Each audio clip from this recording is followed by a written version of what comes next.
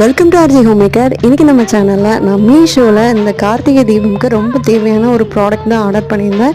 இது ப்ரமோஷன் வீடியோலாம் இல்லை, எனக்கு இது ரொம்ப யூஸ் ஆகுது. அதனால் சப்ஸ்கிரைபர்ஸான உங்களுக்கு யூஸ் ஆகும் அப்படின்றதுனால தான் ஷேர் பண்ணுறேன். 12 விளக்கு 144 ரூபாய்க்கு ஃப்ரீ டெலிவரியாக கிடச்சிது எனக்கு. ஸோ ஒரு விளக்கு 12 ரூபாய்க்கு கிடைக்கிறதால ஆன்லைன்லேயே நான் ஆர்டர் பண்ணியிருந்தேன். கடையில் விசாரிச்சப்போ ஒரு விளக்கு 15 ரூபா சொன்னாங்க. ஸோ மொத்தமாக 36 ரூபா மிச்சமாகுன்றதால ஆன்லைனில் வாங்கினேன். விளக்கு பேக்கேஜ்லாம் நீட்டாக வந்துருந்தது.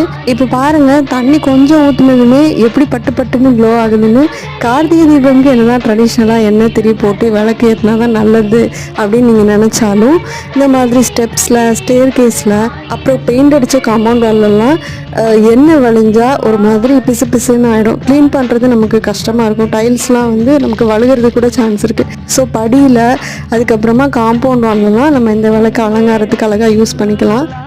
Front gate pillar